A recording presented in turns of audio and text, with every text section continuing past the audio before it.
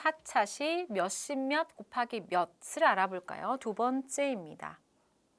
수업 목표는 시부 자리에서 올림이 있는 몇십 몇 곱하기 몇의 계산 결과를 어림할 수 있다. 시부 자리에서 올림이 있는 몇십 몇 곱하기 몇의 계산 원리를 이해하고 계산할 수 있다입니다. 수업의 흐름은 시부 자리에서 올림이 있는 몇십 몇 곱하기 몇의 필요성을 알고 구하는 방법을 생각해 보기. 그 다음에 수모형으로 필요한 바구니, 장바구니는 모두 몇 개인지 알아보기. 그 다음에 계산 원리 알아보기, 계산 방법 익히기 이렇게 되어 있습니다. 활동 1에서 생각을 여는 활동에서는 지도상 유의할 점이 있는데요. 31을 30으로 어림해 보면서 계산 결과가 약 120임을 예상하고 계산하게 한다라고 되어 있습니다.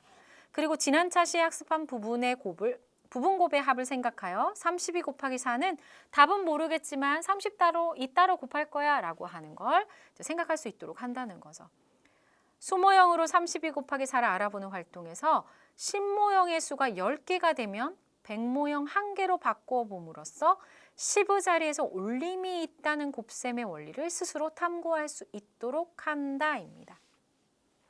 단순히 128이 중요한 게 아니라 128의 100을 어떻게 표현할 것인가 라고 해서 표준 알고리즘, 최종 형식화된 거에서의 올림 표시도 알 수 있도록 해야 된다는 것입니다.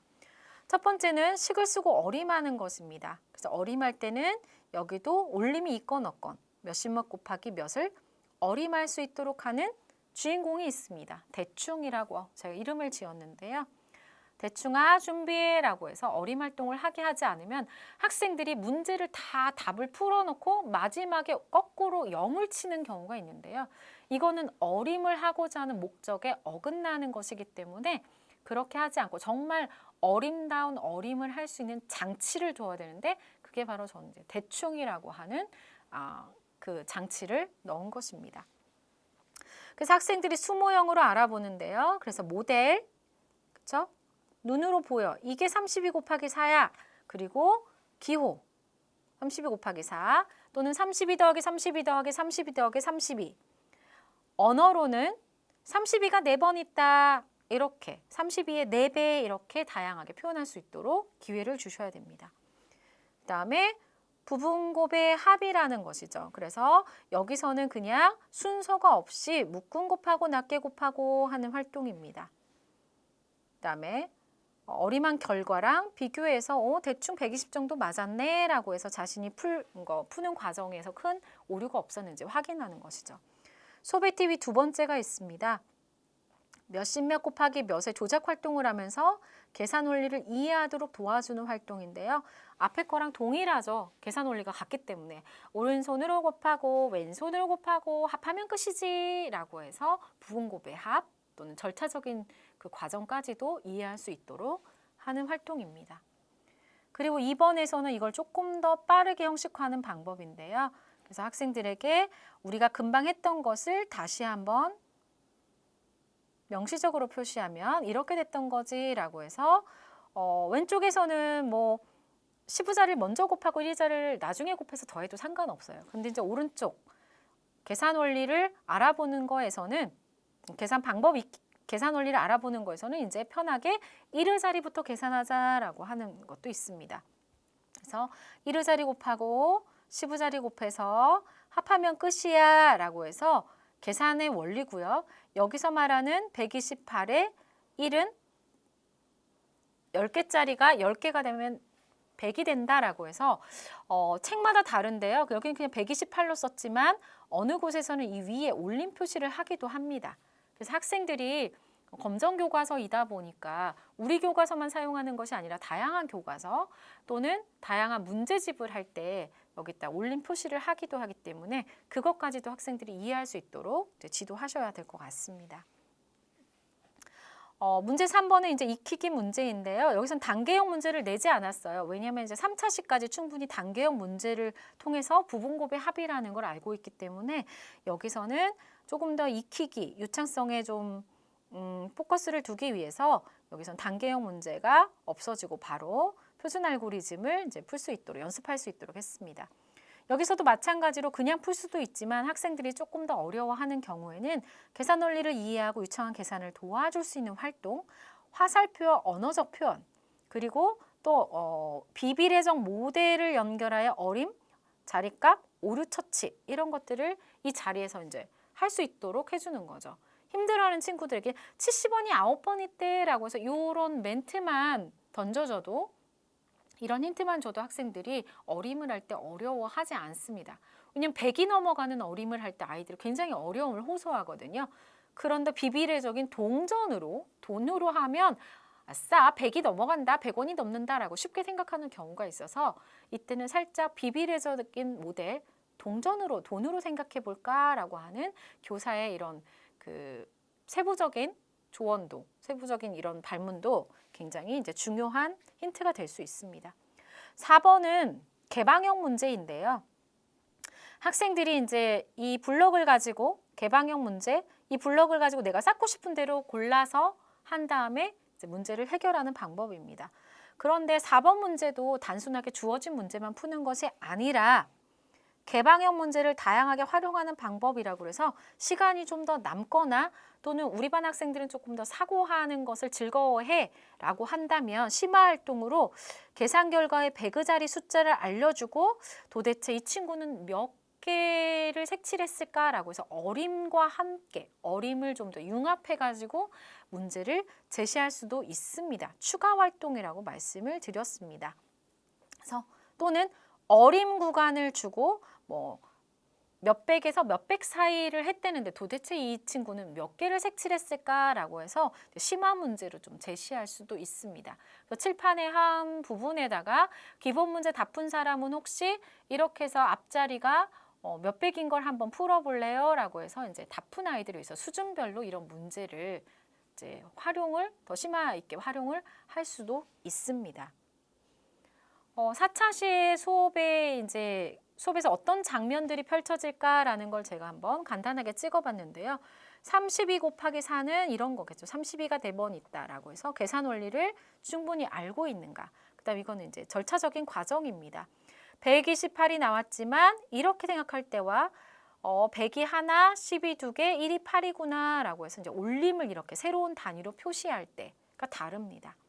그래서 표시할 수도 있어서 128. 그 다음에 이제 조작 활동이 끝난 다음에는 수식으로만도 과정이 있습니다. 128을 할 수 있는 방법 3단계로 표시했고요. 교과서에서는 공책에서는 이렇게도 표시할 수 있다라고 합니다. 올림이 있는 곱셈부터는 학생들이 한 줄로 푸는 형식화 부분을 굉장히 어려워하는 친구들이 있어요. 그래서 저 같은 경우는 괜찮아, 이거 푸는 게 이 표준 알고리즘을 푸는 것이 중요한 것이 아니라 계산 원리를 아는 것이 중요해 라고 해서 저는 그냥 인간의 세계에선 여기까지, 사실은 한 줄로 풀 수 있는 건 수학의 신단계지라고 해서 학생들에게 좀 거부감을 없애기 위해서 저희 수학의 신단계라고 해서 조금 이렇게 단계를 좀 나누어 줬습니다. 자, 그럼 지금부터는 이제 활동 하나하나마다 구체적으로 어떻게 힌트를 주면 좋을지, 어떤 도움을 주면 좋을지 이제 안내해 드리도록 하겠습니다. 활동 1의 수업의 팁입니다. 첫 번째는 몇십몇 곱하기 몇을 어림을 도와주는 활동이고요. 두 번째는 조작 활동을 통해서 계산 원리를 이해할 수 있도록 도와주는 활동입니다. 먼저 이제 도입사파를 가지고 학생들에게 이제 필요한 장바구니가 모두 몇 개인지 구하는 식을 쓰고 어림해 보세요 라고 해서 학생들에게 어떤 수가 보여? 30이요. 그럼 32가 얼만큼 있을까 한번 1학년이라고 생각하고 한번 그거를 입으로 말해볼까? 32, 32, 32, 32라고 해서 이제 덧셈식을 먼저 말하게 하기도 하고요. 32가 몇 번 있을까라고 해서 덧셈으로 한번 갔다 오시는 것이 좋습니다. 왜냐하면 이건 학급에 따라 다르긴 한데요. 끊임없이 덧셈과 곱셈을 연결해주지 않으면 이 상황을 이해하지 못하는 친구들도 있거든요. 학급에 따라서 32가 몇 번 보여? 라고 한 번 더 걸러주신 다음에 식을 쓰도록 하면 학생들이 조금 더 쉽게 할 수 있을 것 같습니다. 그래서 32가 4번 있어요 라고 해서 32가 4번 있다 곱셈으로 나타내면 32 곱하기 4겠네 라고 해서 32가 4번 이러는 거죠. 32가 4번. 그래서 여기서 한번 어림을 할 수 있을까? 자, 대충 이거 왔어. 대충 할 거야. 10개짜리 3개씩 4번 있으면 10개짜리 12개, 120보단 많을걸 이라고 해서 이제 어림을 해보는 거죠. 그래서 학생들에게 이렇게 손으로 가리도록 합니다. 10개짜리 3개씩 써도 됩니다. 10개짜리 3개씩 4번이면 10개짜리 12개, 120보다는 많을걸 이라고 하고 갔어 라고 써도 됩니다.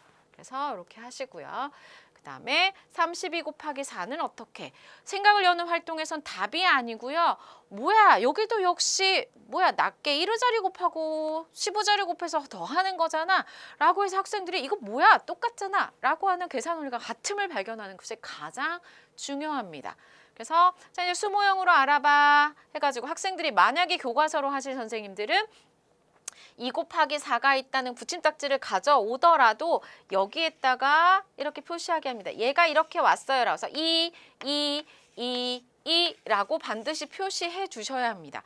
학생들은 자신이 사고하는 바를 언어로 지속적으로 표현하게 해주시는 것이 중요합니다. 붙임딱지를 붙이겠죠. 2가 4번, 8개. 그 다음 여기는 뭐야? 이걸 가지고 왔지 붙임딱지로 뜯을 순 없으니까 30, 30, 30, 30하고 책에도 이렇게 표시해야 됩니다. 그래서 표시할 때는 10개짜리 3개씩 4개, 4개 묶음이 있으니까 10개짜리 12개 이렇게 끊임없이 신모형으로 볼 수 있도록 하는 것이 중요합니다. 그래서 뭐야 어떻게 할 거야? 저는 합하면 되죠. 뭐 다 내 거예요. 라고 했을 때 이때도 역시 뭐 15자리 먼저 곱하고 1호자리 곱해도 되고요. 어떤 식으로 했는지 그 절차는 따지지 않고요. 그냥 각자 곱해서 더했어요. 라고 해서 와 그렇구나. 이것도 어떻게 하는 거야? 낱개 따로 묶음 따로 해요. 라고 해서 똑같네 라고 간단하게 이제 끝내시는 것입니다. 만약에 이걸 조작 활동으로 하실 때도 할 건데요. 이거는 이제 제가 볼게요. 32가 4번 있습니다. 32 곱하기 32 곱하기 32 셋, 4번.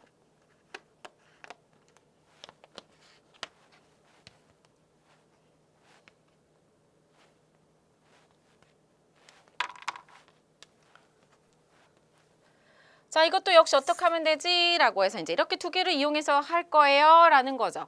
그래서 128인데 여기서 신모형은 신모형끼리, 일모형은 일모형끼리 모아보세요. 라고 해서 곱셈을 했습니다. 그런데 여기에서 그냥 지나가셔도 되고요. 수업할 때는 이렇게 하셔도 됩니다. 자, 모았어요. 2, 자, 윙윙윙. 2 곱하기 4는 8. 그 다음에 20모으로 갑니다. 30, 30, 30, 30 해서 답은 128입니다. 라고 했을 때 그런데 얘들아 128이 잘 안 보인다. 라고 했을 때 128은 2학년 때 100이 몇 개, 10이 몇 개, 1이 몇 개였더라 라고 교사가 한 번만 발문을 던져주시면 됩니다. 왜냐하면 단순하게 128을 맞추는 것도 좋지만 활동 2에서 우리가 형식화를 할 때 올림 표시 1이라는 걸 하거든요. 그러려면 이렇게 해도 맞기는 하지만 128이구나 하고 2학년 때 배운 128을 쉽게 말하면 100이 몇 개? 하나. 10이 몇 개? 2개, 1이 몇 개? 8 해가지고 이렇게 만약에 연결 큐브를 가지고 계신 선생님들께서는 저는 일부러 이걸 모두 다 꽂게 만듭니다. 꽂으면 이렇게 백모형 하나가 돼요. 그래서 10개짜리 10개, 신모형 10개는 백모형이 하나예요 라고 해서 1이라고 하는 나중에 올림에 1을 표시할 때 그거를 몸으로 경험하게 합니다. 그래서 한 번 더 이렇게가 아니라 이렇게 만약에 그림으로 표현했다면 100을 따로 이렇게 해서 한 묶음으로 묶어줄 수 있도록 쭉 붙였다면 이렇게 100만큼을 묶어서 100이 하나, 10이 2개, 1이 8개 따로 이렇게 있는 거를 보여주시는 것이 활동 2와 연결하기가 가장 좋습니다. 다시 말씀드립니다. 여기서는 얘도 별거 없어요. 1을 자리 곱하고 몇씩 곱하기 몇 해가지고 합할 거예요 라고 하는 거. 그 다음에 하나 살짝 100이 하나, 10이 둘, 1이 8이구나 라고 해서 이제 백모형의 개수로 나타내주게 하는 거. 여기 활동까지가 이제 활동 1의 주요 내용입니다. 활동의 소비 팁은 역시나 중간 알고리즘과 표준 알고리즘을 연결할 수 있도록 도와주는 활동입니다. 활동 2는 사실은 이제 선생님이 정리하는 활동이죠. 학생들이 충분히 조작 활동했고 거기에서 주고받은 이제 언어들이 의사소통이 있다면 그거를 이제 칠판에다 정리해 주는 겁니다. 그래서 우리 아까 이거를 32 곱하기 4는 뭐라 그랬어? 32단을 외울 수는 없고, 그렇지? 괜찮아요. 라고 해서 낮게 곱하고, 그렇죠? 1의자리 곱하고 15자리 곱해서 합하면 끝이에요 라고 하는 걸 이제 한 번 더 가장 큰 원리인 거죠. 그래서 이걸 어떻게 했더라? 그래서 2, 4, 8, 그쵸? 저는 여기 일부러 이렇게 합니다. 3, 4, 12, 120입니다. 이게 없네요. 120. 그래서 답은 얼마일까? 128.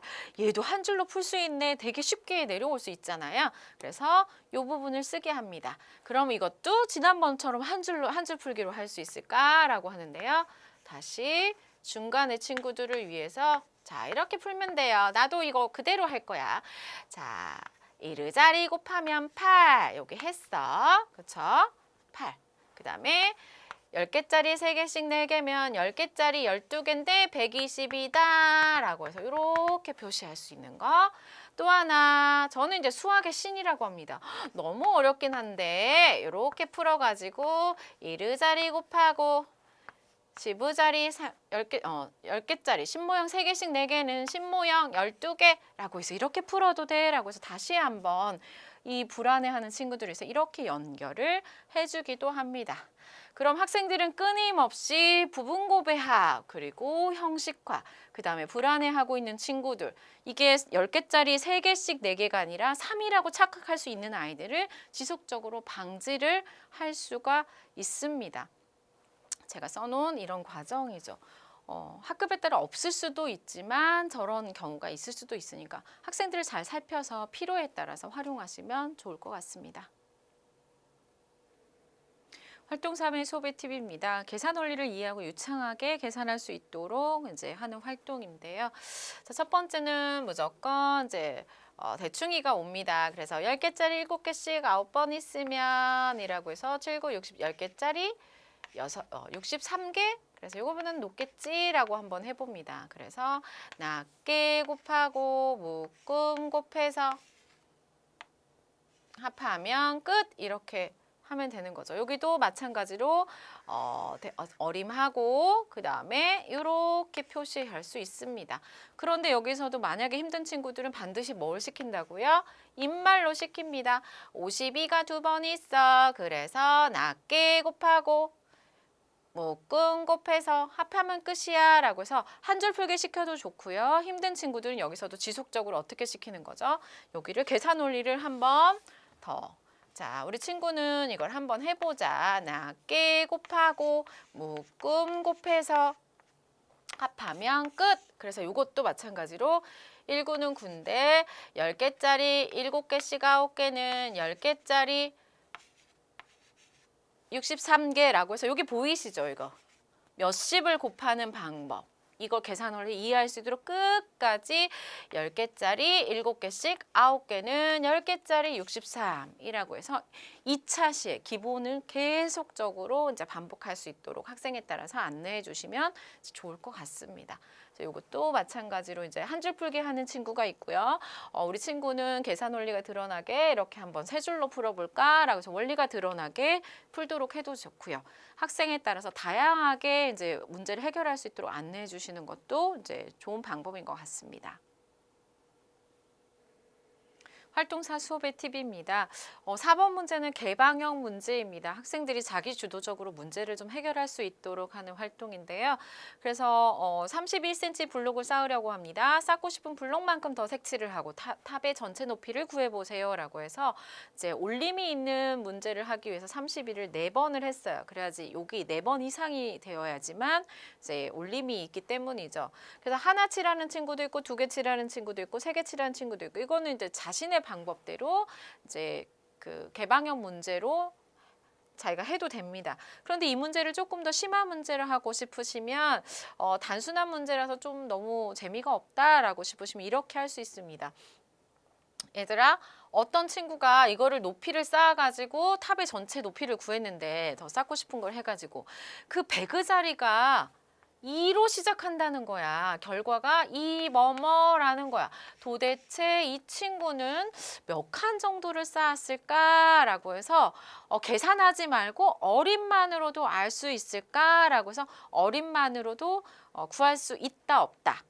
이거를 가지고 역시 이제 논쟁 질문 OX 퀴즈. 그래서 짝꿍하고 한번 얘기해서 아마 얘가 몇 개 이상 쌓았을 거야라는 거 한번 찾아봐. 그게 이제 그렇게 해보면 답이 하나인지 두 개인지 세 개인지 여러 개가 또 답이 나오거든요.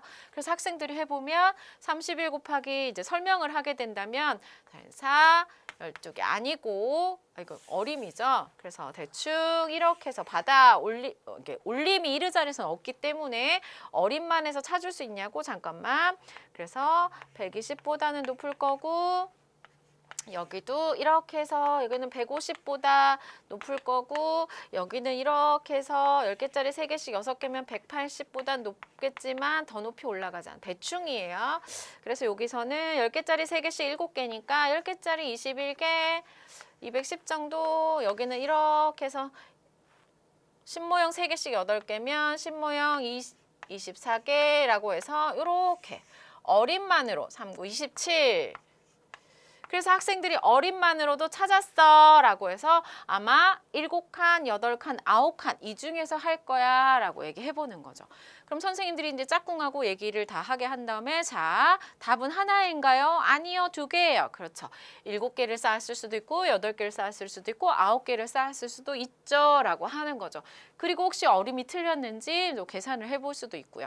그래서 이거를 어림 문제화 시켜서 조금 더 심화 활동이나 논쟁 질문으로 이렇게 확장을 시켜볼 수도 있습니다. 그래서 학급 수준에 따라서 이런 개방형 문제는 다양하게 활용하실 수 있다는 것도 이제 안내드립니다.